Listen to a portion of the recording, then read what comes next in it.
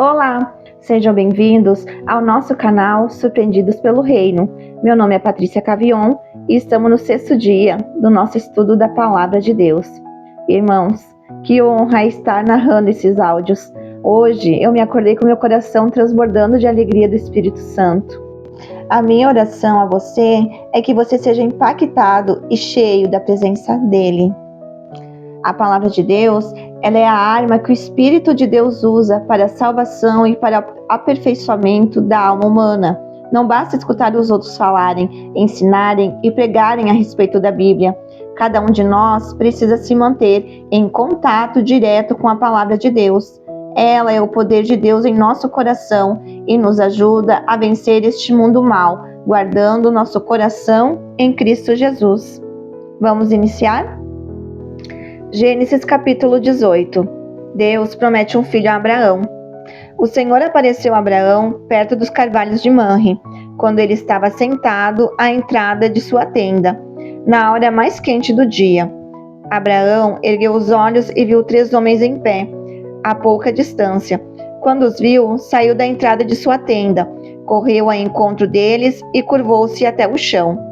Disse ele: Meu Senhor, se mereço o seu favor, não passe pelo seu servo sem fazer uma parada. Mandarei buscar um pouco d'água para que lavem os pés e descansem debaixo dessa árvore. Vou trazer-lhes também o que comer, para que recuperem as forças e prossigam pelo caminho, agora que já chegaram até este seu servo.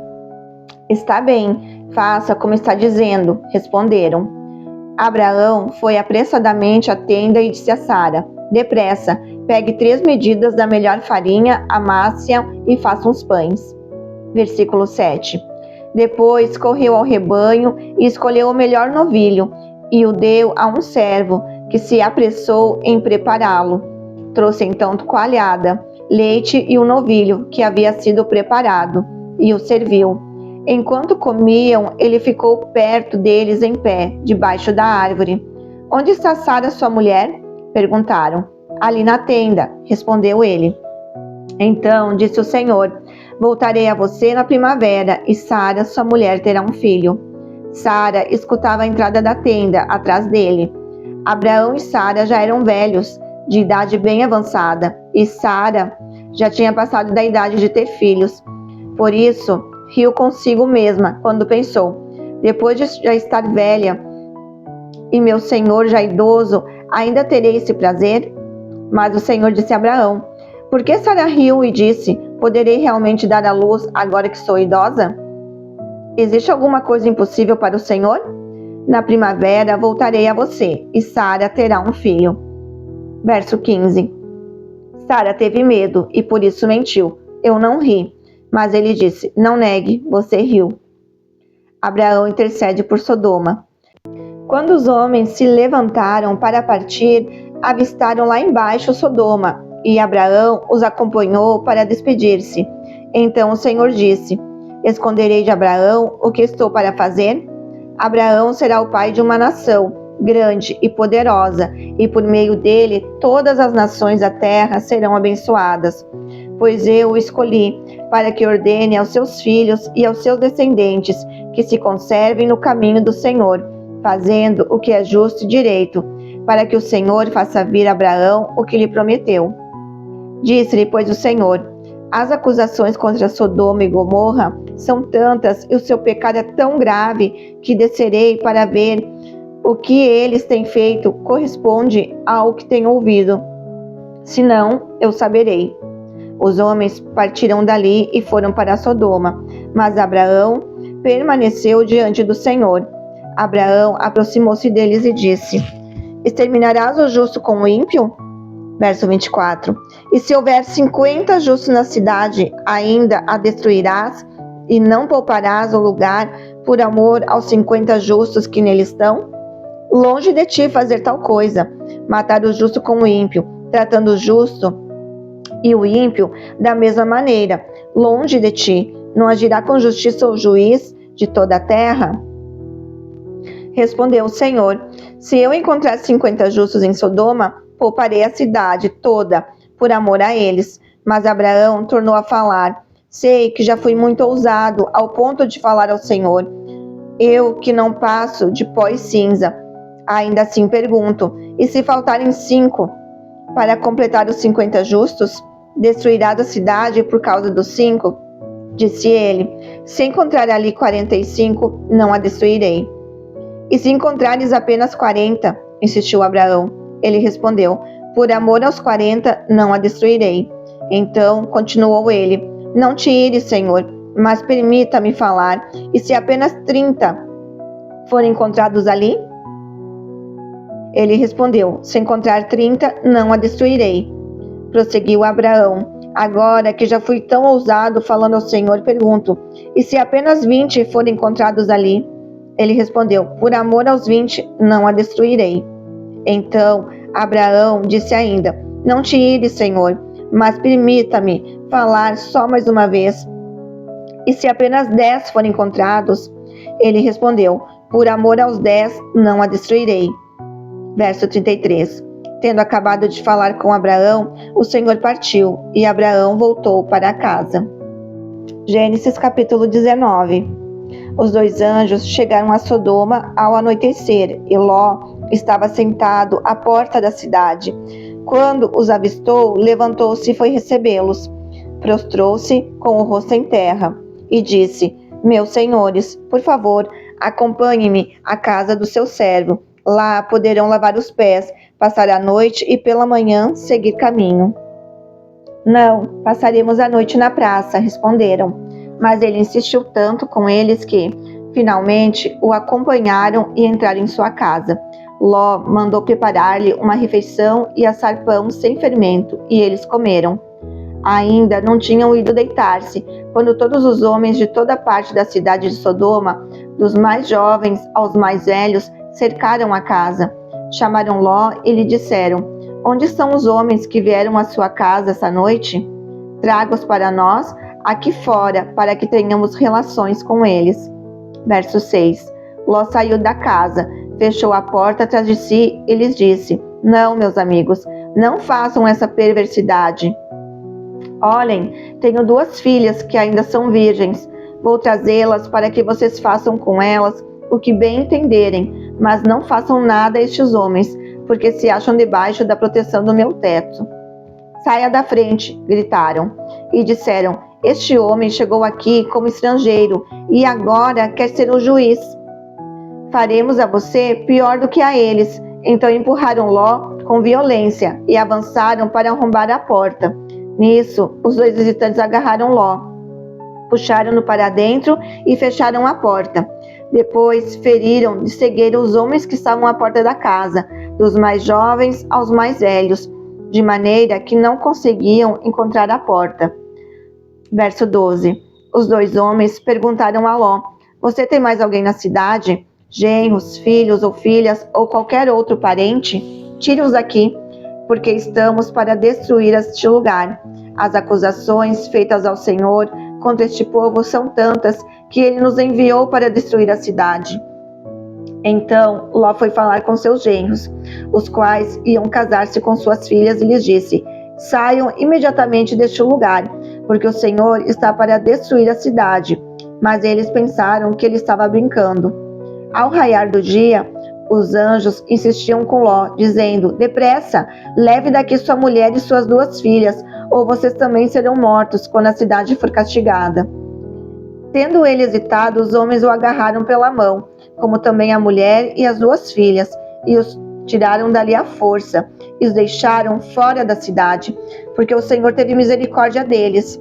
Assim que os tiraram da cidade, um deles disse a Ló, fuja, por amor à vida, não olhe para trás e não pare em lugar nenhum da planície.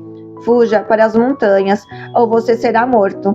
Ló, porém, lhes disse, não, meu senhor, seu servo foi favorecido por sua benevolência, pois o Senhor foi bondoso comigo, poupando-me a vida. Não posso fugir para as montanhas, senão esta calamidade cairá sobre mim e morrerei. Aqui perto há uma cidade pequena. Está tão próxima que dá para correr até lá. Deixe-me ir para lá, mesmo sendo tão pequena, lá estarei a salvo. Verso 21. Está bem, respondeu ele.